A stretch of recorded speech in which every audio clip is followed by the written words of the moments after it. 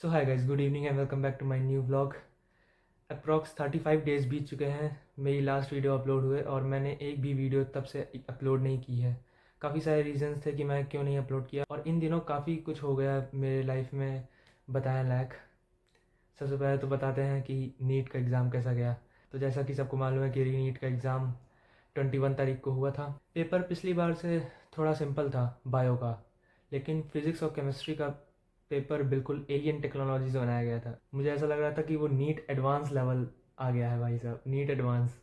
लेकिन finally the paper is over और मैंने ऑफिशियल आंसर की से मैच भी कर लिया था और मेरे मार्क्स बन रहे थे 334 एग्जैक्ट, इतने ही बन रहे थे। और मेरा प्लान ये है कि मैं इस साल ही BMS प्राइवेट कॉलेज ऑप्ट कर लूँगा, क्योंकि जो ROI है उसका, return on investment, BMS private करने का वो अच्छा खासा है। कुछ रीजंस और भी थे मैं BMS प्राइवेट करने के, क्योंकि नीट का पेपर अगर मैं देखूं 2023 में भी लीक हुआ था, 24 में भी लीक हुआ था। जब 24 में लीक हुआ था तो 64-65 स्टूडेंट थे जिसके 720 में 720 आ गए थे। वो छज्जर सेंटर था और न जाने कितनी सारी FIR हुई थी, लेकिन फिर भी री नीट नहीं हुआ। 2024 में पेपर लीक हुआ, 2025 में पेपर लीक हुआ था, अभी FBI की जो रिपोर्ट्स आई थी उसमें भी। और 2026 का पेपर लीक हो गया था, इसके कारण वो कैंसिल हो गया। फिर री नीट हुआ और री नीट में भी 715 मार्क्स कोई व्यक्ति स्कोर कर रहा है, जो कि ह्यूमनली नॉट पॉसिबल है। कोई नॉन बायोलॉजिकल ही होगा जो कर पाएगा इसे। समझ जाओ नॉन बायोलॉजिकल का मतलब। तो मतलब कि जो रीनीट का पेपर भी है वो भी अप्रॉक्स मुझे लगता है कि लीक ही हो चुका है। और जब इतनी अनसर्टिनिटी है इस एग्ज़ाम में और नीट 2024 में जब CBT आ जाएगा तब तो पता भी नहीं चलेगा कि पेपर लीक हो चुका है कि नहीं। और मुझे मालूम चला है कि जो नीट 2027 का एग्ज़ाम है वो CBT बेस्ड होगा और इंडिया में 10 लाख स्टूडेंट को CBT बेस्ड में मोड ऑफ एग्जामिनेशन करवाने के लिए मिनिमम चार सेट्स लगते हैं, लगे 4 दिन लगते हैं। तो 25 लाख बच्चे डालते हैं फॉर्म नीट के उसमें, तो अप्रॉक्स देखें तो टोटल 10 दिन लगेंगे एग्ज़ाम कंप्लीट होने में। और साथ ही साथ में 10 पेपर बनेंगे, अलग अलग डिफरेंट लेवल क्वेश्चंस होंगे, अलग अलग लेवल होगा। तो एक प्रकार से ये कैलकुलेटेड लकी ड्रॉ बन जाएगा जो भी बच्चे अप्लाई करेंगे नीट 2027 में। इसलिए फ्यूचर बहुत ही ज़्यादा अनसर्टेन है और मैं रिस्क नहीं लेना चाहता बिल्कुल भी। तो मैंने अपने पापा से, दोस्तों से और जितने भी BMS डॉक्टर हैं आसपास मेरे, उन सब से कंसल्टेशन ले लिया है मैंने। और मुझे ये लगा है कि मुझे प्राइवेट BMS ऑप्ट कर लेना चाहिए हर हालत में इसी साल, क्योंकि पेपर लीक्स और अगले साल से लकी ड्रॉ, तो फ्यूचर बहुत ही ज़्यादा अनप्रिडिक्टेबल और अनसर्टेन लग रहा है मुझे। इसलिए टाइम वेस्ट ना करा जाए। मैं अपना टाइम, मनी और एनर्जी एक ऐसी जगह में लगाऊं जहाँ पे मुझे इन्वेस्टमेंट या फिर रिटर्न्स मिले अच्छे खासे। इसलिए I am going for private BMS। मैंने बहुत सारे कॉलेजेस भी देख लिए हैं कि मेरा उनमें हो पाएगा कि नहीं। बहुत सारी चीज़ें मुझे जानने को मिली है। देखते हैं। अभी तो मैं अपने रिज़ल्ट का वेट करूँगा, उसके बाद जब काउंसलिंग आएगी तो काउंसलिंग में पार्टिसिपेट करूँगा, बस हो गया। लेकिन अभी इन पर्टिकुलर मैं क्या कर रहा हूँ मैं उसकी अपडेट दे देता हूँ। मैंने एक और फॉर्म डाला था एम्स पैरामेडिकल एग्ज़ाम का, जो कि अभी मेरा 4 तारीख को होने वाला है। और तो जैसे ही मैंने अपना री नीट का एग्ज़ाम दिया था 21 तारीख को, उसके बाद 4 से 5 दिन मैंने बहुत ज़्यादा वेस्ट कर दिए। इसके बाद मैं धीरे धीरे लाइब्रेरी जाने लगा और मैंने पढ़ाई करना स्टार्ट कर दिया एम्स पैरामेडिकल के लिए। और अब उसका एग्ज़ाम है 4 तारीख को, तो मे बी अच्छा जाए, क्योंकि मैं अभी टेस्ट दे रहा हूँ। अप्रॉक्स मैंने 6 से 7 टेस्ट दिए हैं एम्स पैरामेडिकल के, मॉक टेस्ट। तो उसमें मेरे 65, 67, 62 इस तरह मार्क्स बन रहे हैं, जो कि काफ़ी सही है। So let's see what will be the result.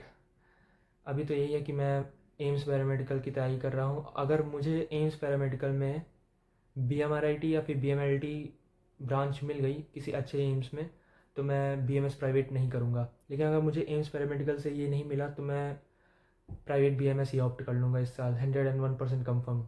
और जब मैं रिसर्च कर रहा था BMS के बारे में, तब मुझे मालूम चला कि BMS इतना भी गंदा कोर्स है नहीं। कई सारे पैरामीटर्स में BMS काफ़ी अच्छा कोर्स है। बहुत सारी ऐसी बीमारियां हैं जिनका इलाज एलोपैथिक में नहीं है, लेकिन फॉर श्योर BMS में मिल ही जाता है। एक एग्जांपल देके समझाता हूँ। मान लो किसी को बहुत ही ज़्यादा हाई BP की प्रॉब्लम है, तो डॉक्टर जनरली उनको ऐसी दवाइयाँ देते हैं जिनसे उनकी जो नसें हैं वो डायलेट हो जाए और साथ ही साथ में जो उनका ब्लड है वो पतला हो जाए।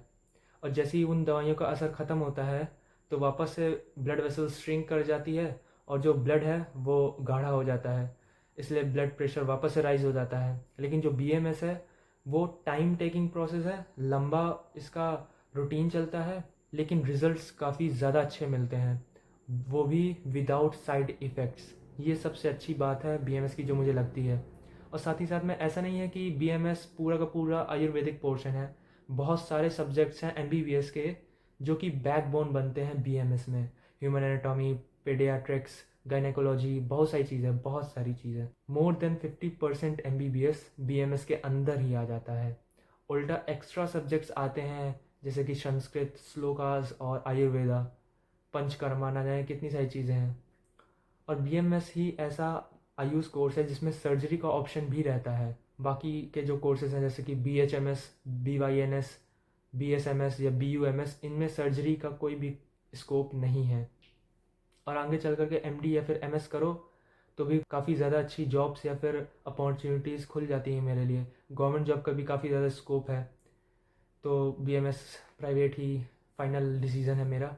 और अगर मेरा एम्स पैरामेडिकल में होता है तो फिर मैं वही ऑप्ट कर लूँगा, क्योंकि वो स्लाइटली चीप भी है और एम्स जैसा इंस्टीट्यूट भी है, और साथ ही साथ में एलोपैथिक वाला सिस्टम भी आ जाएगा और उसमें बहुत सारी गवर्नमेंट जॉब्स भी लग जाती हैं। तो इस मामले में पैरामेडिकल कोर्सेज एम्स से किया हुआ काफ़ी ज़्यादा अच्छा हो जाता है। तो अभी मेरी टॉप प्रायोरिटी एम्स पैरामेडिकल है और सेकेंड नंबर में है प्राइवेट बीएमएस। और एक इंटरेस्टिंग बात, 4 तारीख को एम्स पैरामेडिकल का एग्ज़ाम देने के बाद मैं अपने दोस्तों के साथ 5 तारीख से जिम हिट करने वाला हूँ। वैसे तो मेरी बॉडी काफ़ी अच्छी बन गई है पहले ही, लेकिन मुझे जिम जा कर के अपने पंचेस की स्ट्रेंथ भी बढ़ानी है। बॉक्सिंग मुझे काफ़ी अच्छी लेवल की आती है। मैंने यूट्यूब से और ढेर सारी वेबसाइट से और ख़ुद प्रैक्टिस कर करके मैंने सीखा है बॉक्सिंग काफ़ी ज़्यादा अच्छी तरीके से। और मैंने बॉक्सिंग अप्रॉक्स 9th क्लास से स्टार्ट कर दिया था, एकदम सीक्रेटली, किसी को नहीं बताया मैंने। लेकिन मेरे को अच्छी खासी बॉक्सिंग आती है।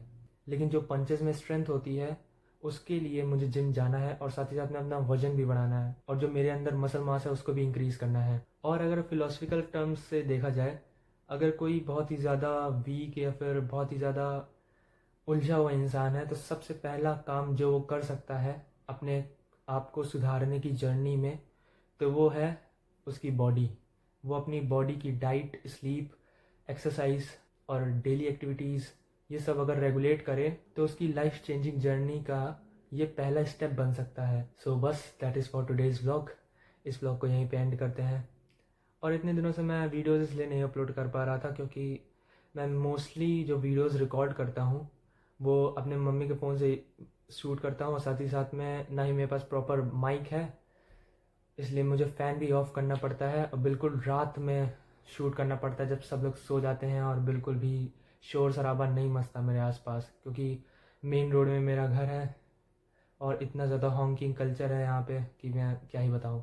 सो 2-3 रीज़न से, जैसे कि गर्मी वगैरह और एग्ज़ाम प्रेशर, लेकिन अभी तो नीट ख़त्म हो ही चुका है तो मैं रेगुलर वीडियोज़ डालना स्टार्ट कर दूँगा 5 तारीख के बाद से। और मैं ढेर सारी फिलोसफिकल वीडियोस भी अपलोड करूँगा जल्दी ही। So that is for today's vlog. इस व्लॉग को यहीं पे एंड करते हैं। जब तक के लिए बाय।